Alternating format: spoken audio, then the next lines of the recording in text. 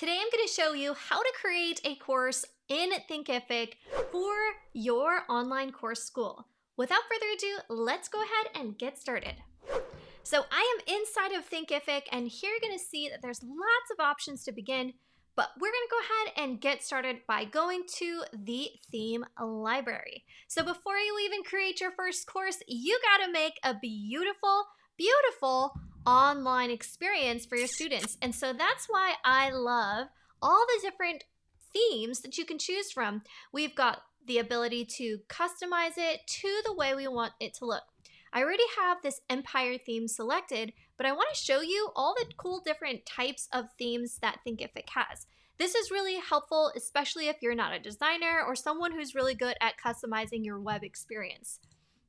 You can kind of look around here for the different color schemes and palettes that are with this, and of course you can customize it even further. So I've already selected Empire, and you can take a look here at all the different styles. There's actually some different styles within each theme that make customization even stronger within Thinkific's portal. So what I'm going to do is I'm going to go ahead and go to my site builder now that I've selected Empire and do some additional customizations. All right, now that we're inside of our dashboard, we're going to go ahead and go to theme settings. And here, like I said, you can customize the look and feel even further. I'm going to go ahead and apply these, and then I'm going to show you what each of these look like. So you have this edge, which is kind of edgy. You've got this halo, which is very light and very minimalist. You also have this other color like jet, makes everything really look black, and crystal, very modern look and feel. And then you have this spark color. So I'm going to go ahead and discard all of those settings because I don't need to really customize them for my own.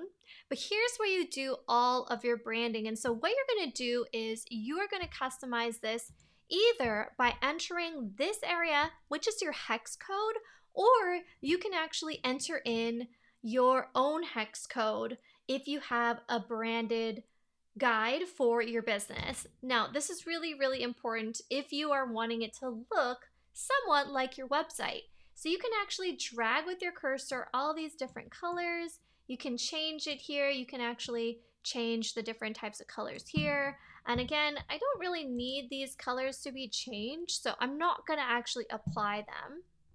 Here you can see the background, which is the page color. You can customize that here. You also have these boxes, which is this area here. And again, this is where each of your courses will show.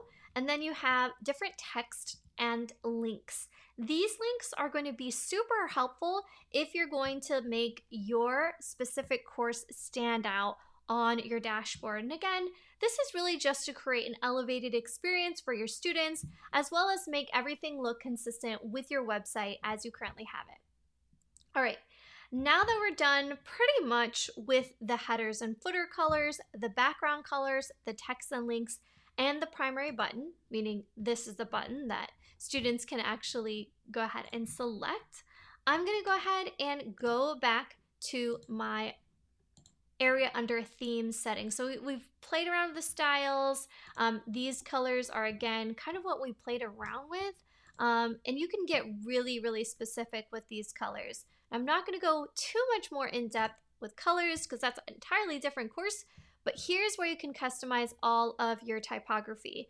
Now, I will say that in terms of typography, Thinkific does not have as robust of a typography selection as some other course platforms, which I think is a major drawback. Unless you're some sort of coder and you can do some advanced coding, this is not going to be the place for you to select a Google font or a special font or even upload your own font. But they do have some standard fonts that make it look pretty professional, and I wouldn't really recommend doing anything advanced unless you really wanted to. So under here, I can select the banner font, which is going to show up at the top area.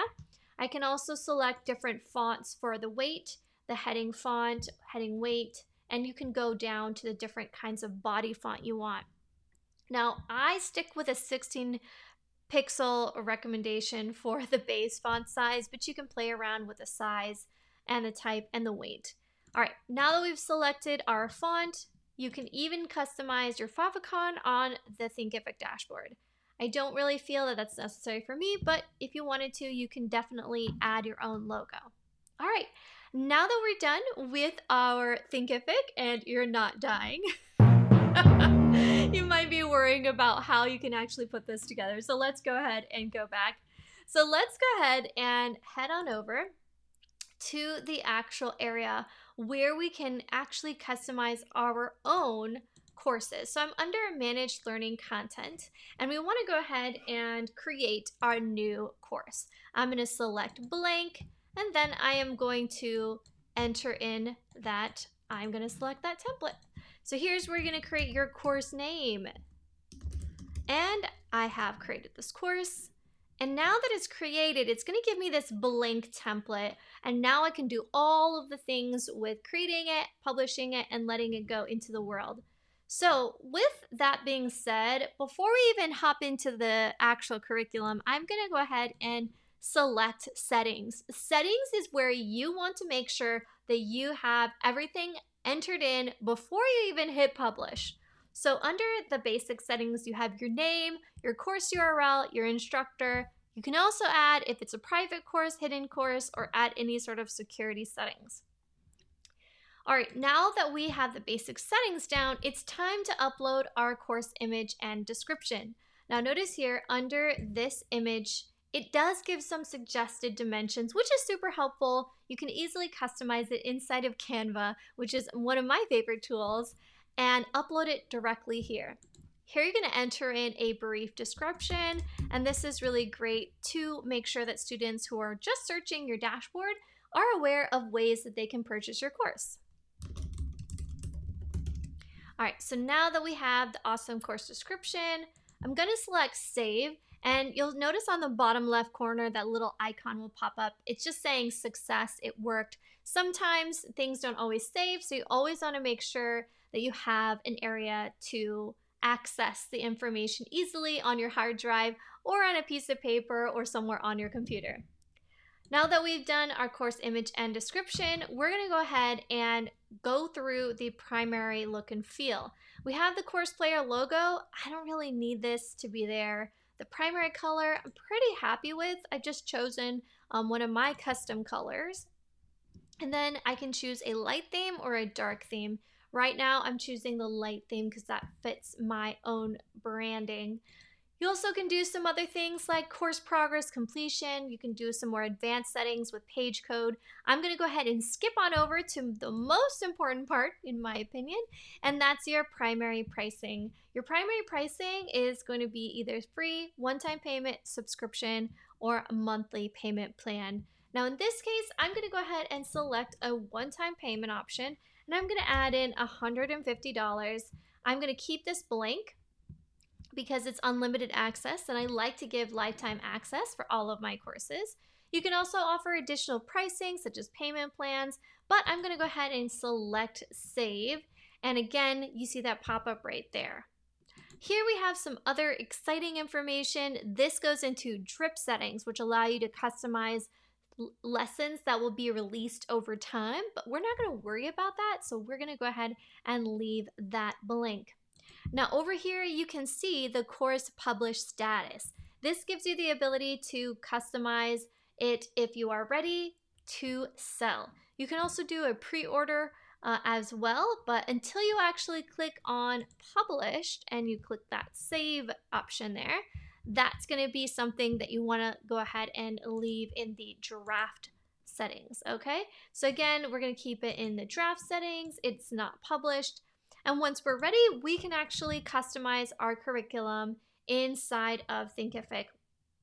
All right, so that is a lot of information that I just covered today. So if you're just wondering if you are trying to create an online course, in the next video, I'm going to share with you how you can actually update your course lessons to make them more interactive, as well as making them a great way to get your students to learn faster and implement on their online course. If you liked what I've shared, feel free to go ahead and follow me on Instagram. You can also join me on YouTube as well, where I share some helpful tips And if you are not actually subscribed to my newsletter, feel free to do that. You can join me and grab my free Course Creator Starter outline in the links below. So make sure to subscribe and click that icon on the bell so you can get notified of new videos that I host. And I can't wait to see you inside of my free Facebook group. I would love to see you over there. Thanks so much for tuning in, and we will catch you all later.